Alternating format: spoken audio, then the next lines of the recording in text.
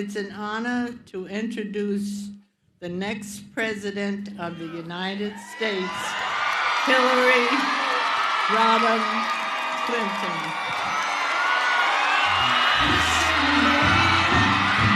Ain't no mountain high, ain't no valley low, ain't no river wide enough, baby.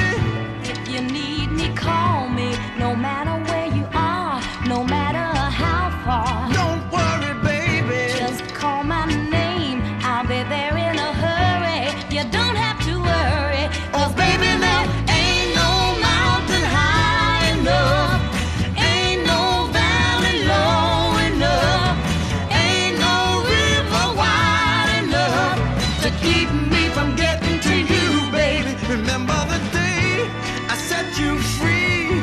I told you you could always count on me, darling. Thank you so much. Wow, it is great to be here.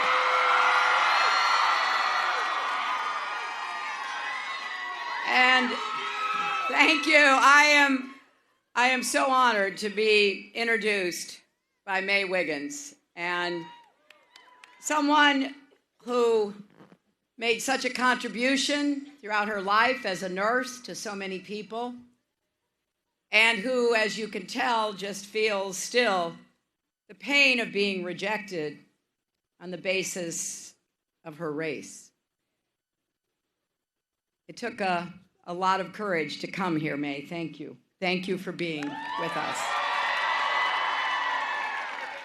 I also want to thank a longtime friend of mine, a great activist, extraordinary advocate in Congress, and that's U.S. Representative Eleanor Holmes Norton. I want to thank Mayor Alan Thomas for welcoming me here.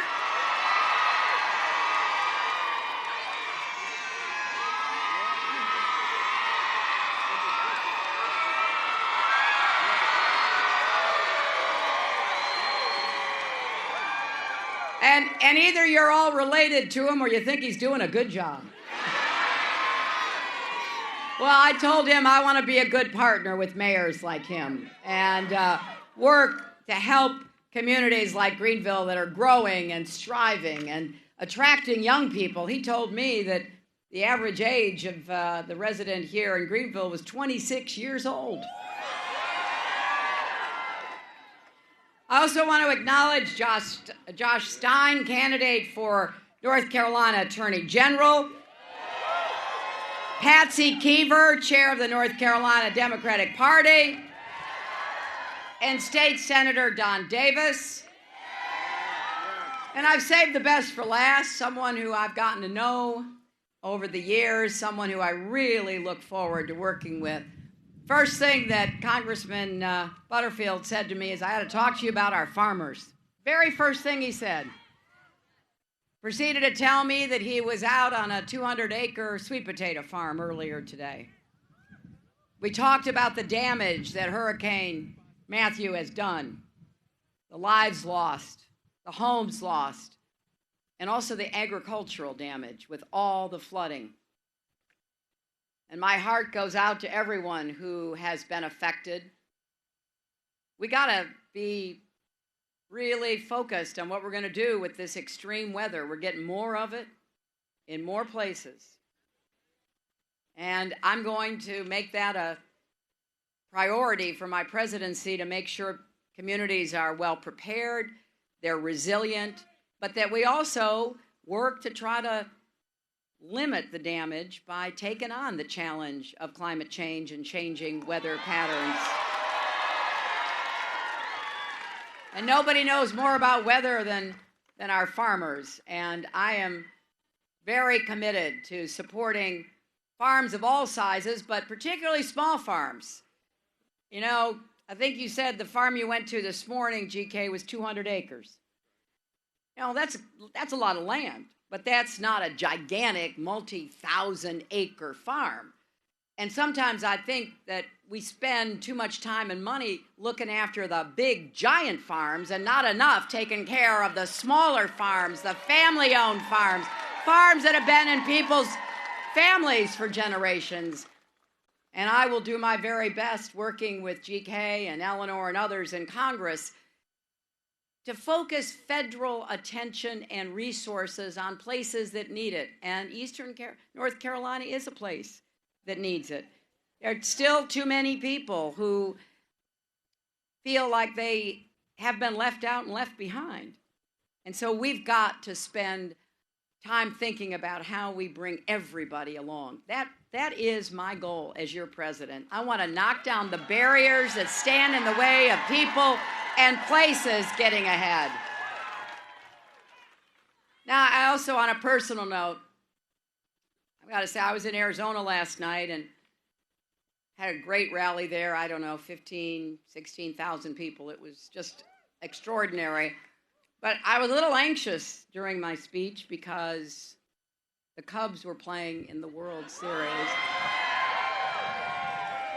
And, you know, I've been a fan all my life, started watching baseball with my dad, went to Wrigley Field, and, you know, it's been a long time, 108 years, to win a championship and make history. And I only wish that my late father and the great Ernie Banks, Mr. Cub, could have seen it happen. So last night was very special on lots of fronts.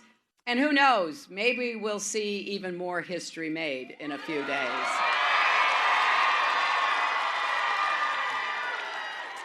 You know, the last time the Cubs won, women couldn't vote. And I think women are making up for that in this election. So thank you. Thank you so much for being here. Are you ready to vote? How many folks have already voted? Well, that's really impressive. Are you ready to volunteer these last few days? Are you ready to elect Ray Cooper your governor? Have a governor who puts families first and your needs. I know he'll do a terrific job. Are you ready to elect Deborah Ross to the United States Senate? She will be the independent voice that North Carolina families deserve, and unlike her opponent, she's never been afraid to stand up to Donald Trump. And then, are you ready to elect our next president and commander-in-chief?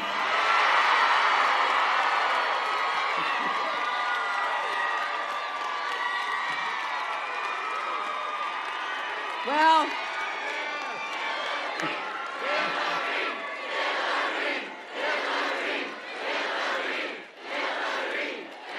you know,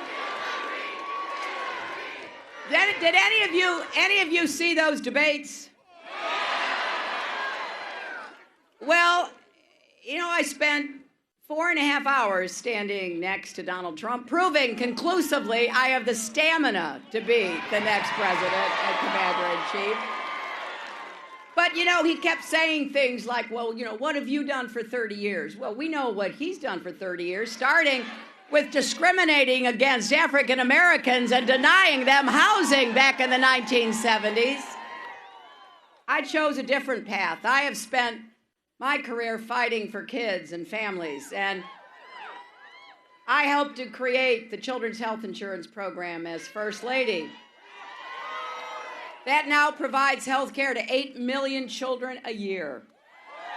And I have to tell you, I know it doesn't make headlines. It's not going to, you know, get a big Twitter war going. But when I travel around and shake hands like I'll do after my remarks, and somebody says to me, the Children's Health Insurance Program saved my son's life. I met a woman here in North Carolina whose daughter was born deaf. And the doctor said, you know, she's never, ever going to be able to talk. She's not ever going to be able to hear. And her mother, who is determined, began doing investigation. She found out that there were some possible treatments, but they were expensive. She didn't know what she was going to do. And she took her daughter to the doctor, and the doctor said, you know, I just heard about this new program, the Children's Health Insurance Program. Maybe you can qualify for that. because it's really for families that aren't poor but don't have much money, and that's a lot of families, isn't it? And families that don't have an employer who provides health insurance, self-employed, independent contractors. So the mom found out about this thing called the Children's Health Insurance Program, and lo and behold, they did qualify, and they started the treatments for their daughter. I met that young woman. She said hello to me. She talked to me. She just graduated from college right here in North Carolina. So don't let anybody tell you it doesn't matter what you stand for, what you fight for, and who you're trying to help when you make your decision about who to vote for in this election. As a senator from New York, I worked to rebuild New York City after the 9/11 attacks and to provide health care for our brave first responders who ran toward danger, not away from it. And many of them, were you there? God bless you. That's another thing. I meet people all over who were there and who worked there. And I meet people who got sick because they worked there. And as your Secretary of State, I traveled to 112 countries, negotiated ceasefires, reduced the threat of nuclear weapons, stood up for human rights and women's rights and LGBT rights around the world. And everything I've done, it's because I've been listening to people. Again, I know that's not very exciting. I plead to that. When you spend time listening, not talking, you know, what are the poor journalists going to say? Oh, Hillary Clinton was listening again, right? But I'll tell you, it is what motivates me to hear people's stories, to hear the tribulations and the triumphs, to get good ideas, bring people together, find common ground, even with people we disagree with.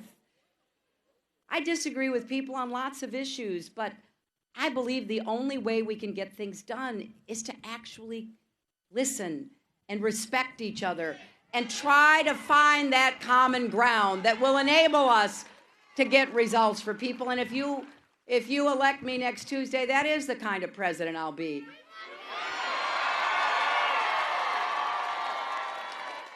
And from the first day of this campaign, I've been telling you what I want to do, putting forth my ideas about what I think will help you. I truly believe that you deserve a candidate you can vote for, not just someone to vote against. And so if we're going to make this choice, we've got to be clear, the positives and the negatives, because one way or another, come this January, America is going to have a new president. And it will be either me or Donald Trump. And you know what else? People say all the time, well, you know, I want change. Well, change will come. That is certain. The question is, what kind of change are we going to have? Are we going to work together to build a stronger, fairer, better America? Or are we going to fear the future and fear each other and hunker down and be paralyzed by all of our prejudices, our discrimination that stops us from coming together? So here's what I want you to do in these next days as you talk with people who maybe haven't yet voted, maybe haven't made up their mind. I want you to ask them, imagine it is January 20th, 2017, and it is Donald Trump standing in front of the Capitol, taking the oath of office. Imagine what that will be like then to have him in the Oval Office, making the decisions that affect your lives and your futures.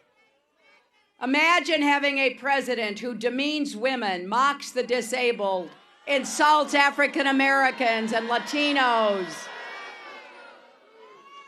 who pits people against each other instead of pulling them together. Someone who always puts himself first and doesn't care who gets hurt along the way. A president with a very thin skin who lashes out at anyone who challenges him, who praises adversaries like Vladimir Putin and picks fights with our allies and even attacked the Pope. The truth is, we don't have to imagine what that would be like, because everything Donald Trump has said and done, both in his career and in this campaign, is a preview of what could happen. You know, as Michelle Obama says, the presidency doesn't change who you are, it reveals who you are. And we've all seen all we need of Donald Trump. If Donald Trump were to win this election, we would have a commander-in-chief who is completely out of his depth and whose ideas are incredibly dangerous. Someone who wants more countries to have nuclear weapons and could easily insult a foreign leader and start a real war instead of just a Twitter war. And yet, this morning in Florida, Donald stood on a stage and said, and I quote, "I'm honored to have the greatest temperament that anyone's ever had." Now, he knows we can see and hear him, right? This is someone who at another rally yesterday actually said out loud to himself, "Stay on point, Donald, stay on point." His campaign probably put that in the teleprompter. Stay on point, Donald, stay on point. You know, we have seen it over and over again. We know his true self. His instinct is to say whatever pops into his head, no matter how wrong he is, he can't help himself. So is this someone we want to put in charge of our military? Is this someone that we want to treat people the way he has demonstrated his disrespect throughout this campaign? In a country that values religious liberty and freedom, someone who would ban every Muslim in the world from ever coming to our country? Someone who thinks the lives of black people are all crime and poverty and despair? He has no idea, none, about the strength of the black church, the vibrancy of black-owned businesses, the excellence of historically black colleges and universities, the rise of a new generation of black activists for social justice, and the success of black leaders in every field. Remember how he denied housing to Mae Brown Wiggins. And Mae wasn't alone. Whenever African Americans tried to rent an apartment, their application was marked with a C for colored. In fact, Donald, his father, Fred, and their entire company were sued by the Justice Department for discriminating against African Americans and Latinos in the 1970s.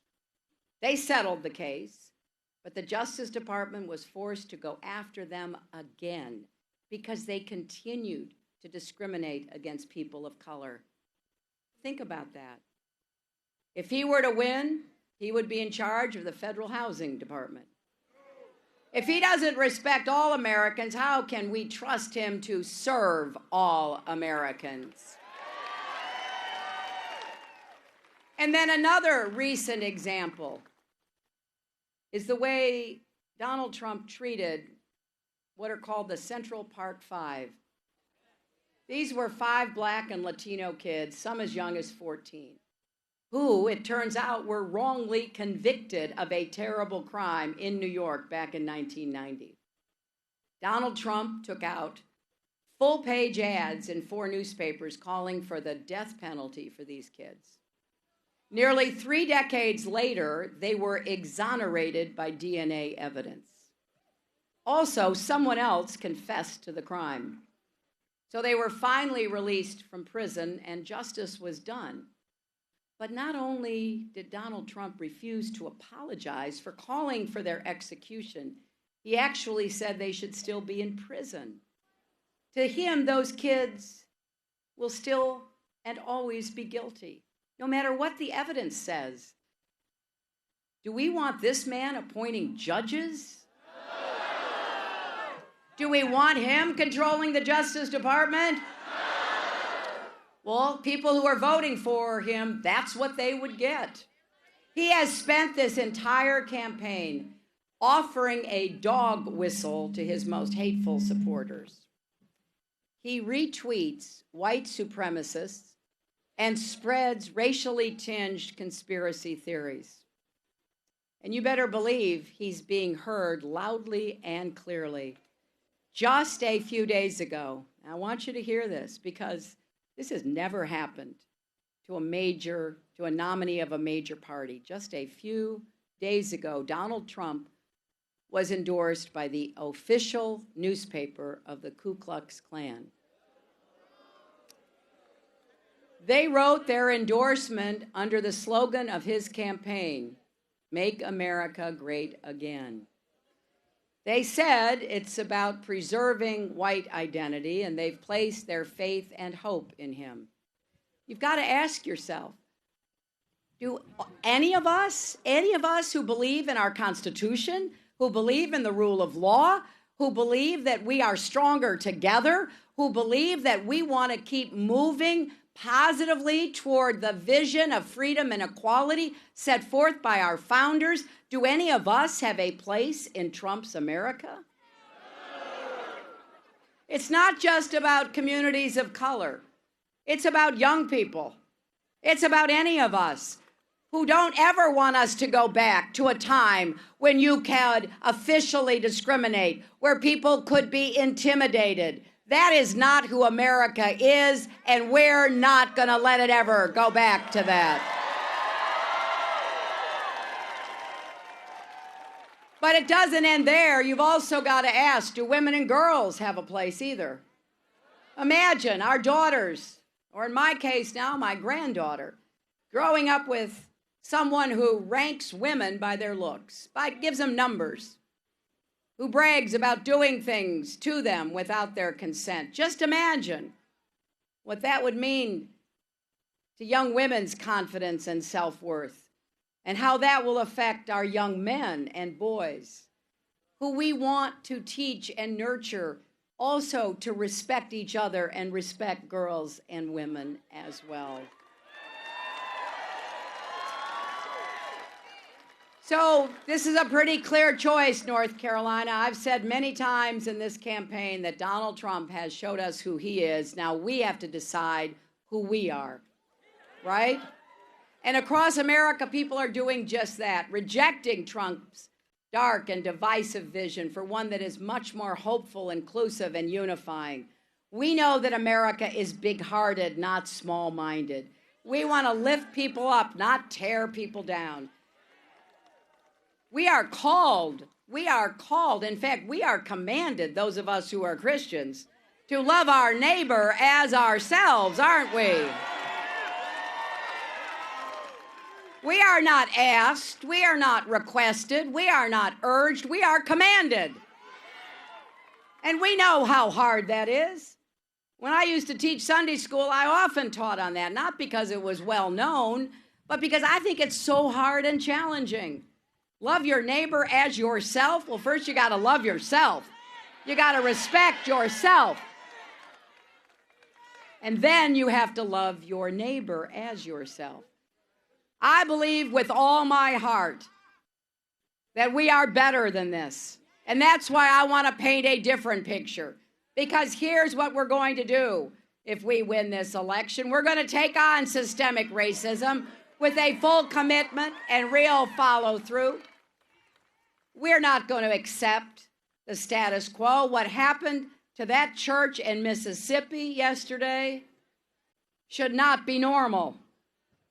People paid to vote Trump on the side, and then they set it on fire.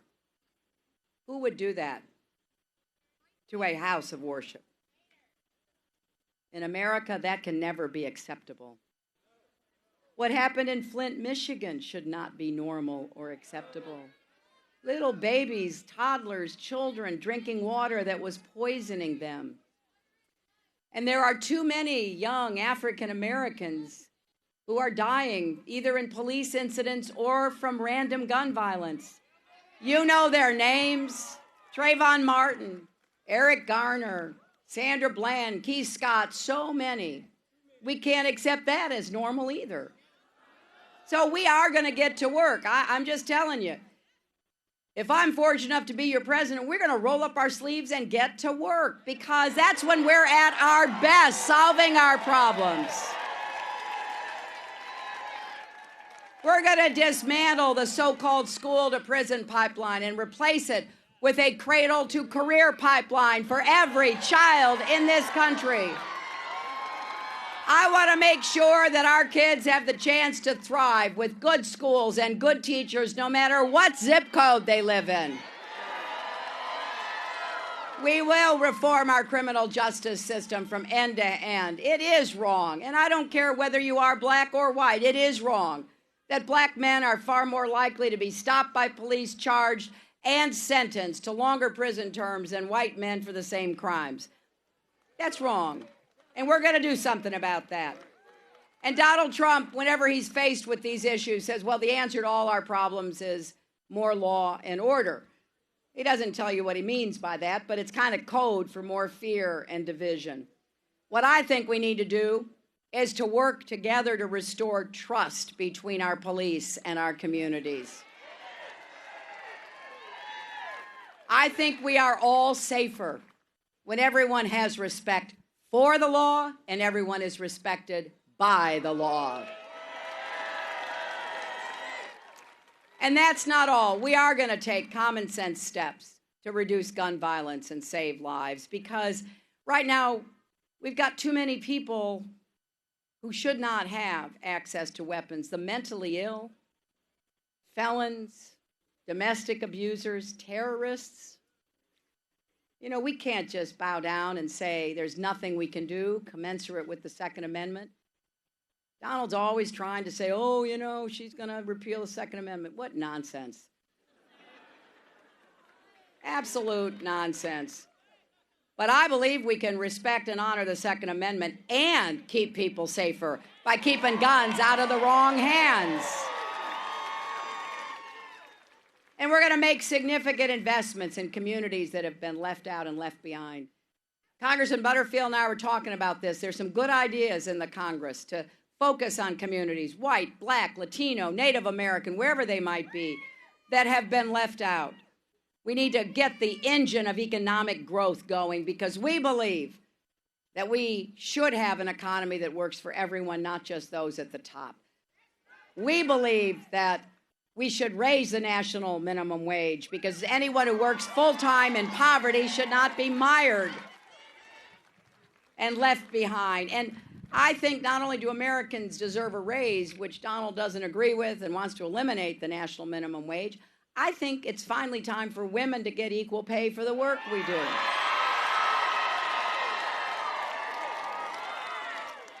I don't know about you, but this is not just a woman's issue.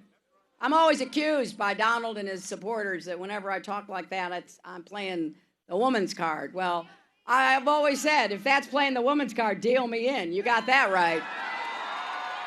But I actually think I'm playing the family economics card, because if you have a mother, a wife, a sister, or a daughter, she deserves to be paid fairly for what she does in the workforce. And we're going to have a big investment in new jobs, infrastructure jobs, our roads, our bridges, our tunnels, our ports, our airports, our water systems. And we're going to do more to bring advanced manufacturing to inner cities and rural communities. Put people to work, doing work that has a really productive purpose. We're going to invest in more clean, renewable energy jobs. These are jobs that cannot be exported. They have to be done right here in eastern North Carolina. Now, it's fair to say, okay, that sounds good. How are you going to do all that? Okay, I'll tell you two things. First, I have said, and you can hold me to it, I will not raise taxes on anyone making less than $250,000 a year. You see, I come from the middle class. My dad never made anything near that, even in those dollars back in those days. But I know that the best way to grow our economy is from the middle out and the bottom up, not the top down. That does not work for most Americans. And so, secondly, I'm going where the money is. The money has gone to the wealthiest of Americans and big corporations in the last 15 years. And if you ask Donald Trump what is his economic policy, it is to give trillions of dollars in tax cuts to himself, to his family, to the wealthy, to corporations. I just think that's a bad, bad idea. We're going to make the wealthy pay their fair share, and we're going to make sure Wall Street never threatens Main Street again. And we're going to make public colleges like East Carolina University tuition free. Tuition free for working and middle class families and debt free for everybody else. And if you're struggling with student debt, we have a plan to ease that burden and cut your bills and get you out from under debt faster. And we're going to create a $25 billion fund specifically aimed at supporting historically black colleges and universities. But I don't think that every young person needs to go to college. If you want to, I'm going to make it affordable for you. But if you also want some other way of making a good living, let's bring technical education back into high schools and connect them up with community colleges and business apprenticeships. There is such a stark difference on every issue that matters between me and my opponent, and I'm asking folks who are still making up their minds to really search your heart about what kind of country we are and what kind of future we want. I just don't believe we're at our best when we stoke fear about each other. Now, that does not mean we have to agree about everything, of course not. But it does mean we have to be willing to listen and to come together to solve problems that affect us individually and as a society. I don't think I have all the answers. I don't think anybody does. When Donald Trump at his convention said he alone could fix everything in America, I thought about our founders meeting in Philadelphia. It wasn't one person creating our country. It was many people working together. Think about every social movement, every economic advance, every university like this one, every achievement that you've made in your own life. Somebody helped you. You worked with somebody. Look at this community.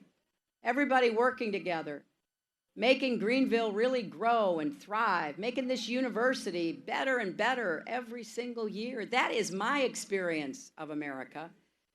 So here's what I hope you will do. I hope you will get everybody you know and yourselves, if you haven't voted yet, to vote early. Because the other side's strategy is to scare people and intimidate people from going to the polls. Now, Donald Trump's campaign knows that if women turn out, if people of color turn out, if young people turn out, if people who share our vision of a positive, unified country turn out, there's no way he can win, because that is more than half the people in America. And you may have noticed that President Obama was in Chapel Hill yesterday, and he's coming back to North Carolina tomorrow because he knows how hard it is to get anything done in Washington. As he said yesterday, everything we've done is dependent on him being able to pass the baton to somebody who believes in the same things he does. Well, I'll tell you what, I'm ready to grab that baton. He's going to have to bend down for me to be able to reach it, because, you know, he's a tall man. But I've been practicing. I spent 4 years working with him. I call him my partner and my friend, and I am ready to defend and build on his progress coming out of his 8 years of the presidency. So let's get out and vote, and let's vote for the kind of future that we want, the kind of country that we want. Find your early voting location for the next 3 days. Please go, take people there. We will show once and for all love trumps hate. Thank you all.